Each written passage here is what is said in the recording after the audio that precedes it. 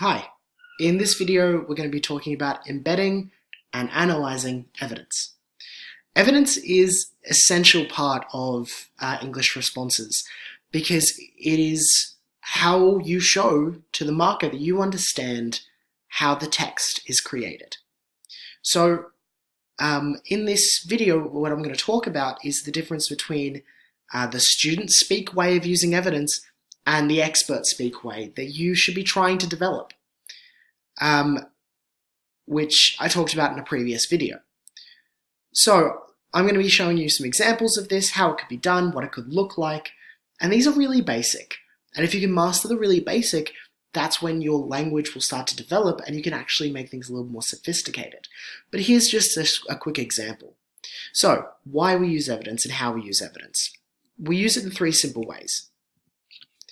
We use it to support a claim, to show understanding of the text, and to show understanding of text construction. Now, if you're not doing these three things, you're not actually using a text well.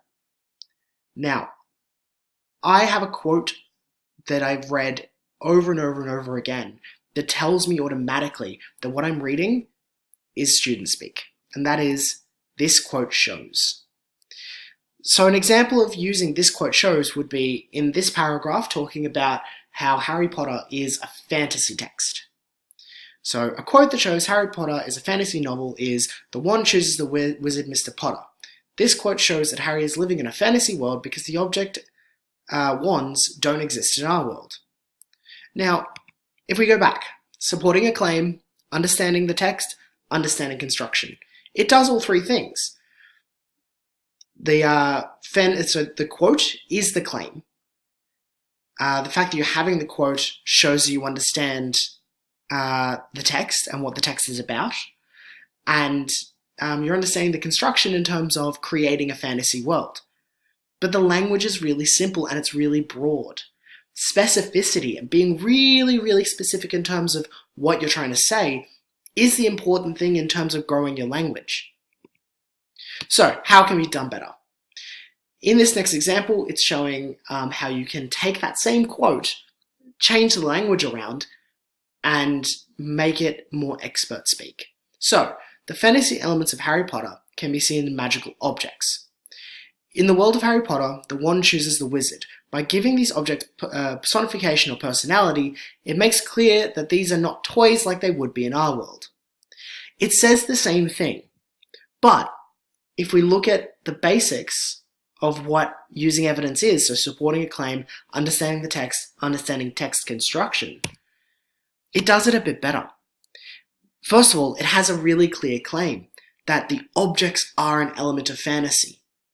So automatically, it's being really specific and it's telling me as an audience that you know what you're talking about when you're talking about fantasy.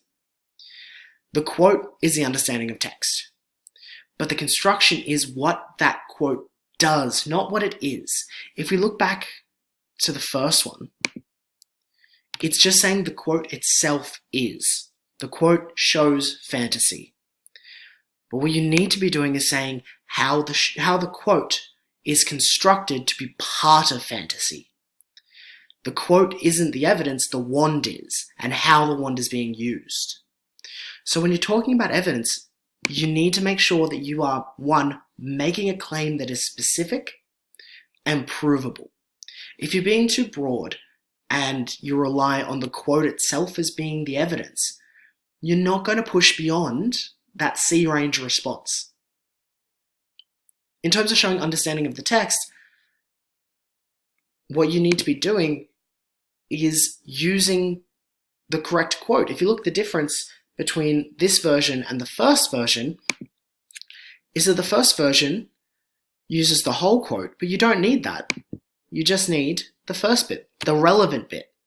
By selecting your evidence better, it actually shows more understanding. But the biggest thing is actually focus on construction. If you say what it does generally, like this one, the idea of wands being part of a fantasy world, you're not actually showing that you understand how this text was written and how this text shows understanding for the audience and how the audience are clued into this idea of how the world is created. So by naming your techniques, so personification, maybe explaining on that, the idea of using alternative word to personification, so personality, what it does is it gives a clear effect on the reader and makes a comment on how the reader actually reads the text. So when we're embedding and analyzing evidence, we want to make sure that we're supporting a very clear specific claim, that the evidence we pick show an understanding of what the text is about, and that when we discuss the evidence, we're actually talking about construction, but not describing the evidence itself.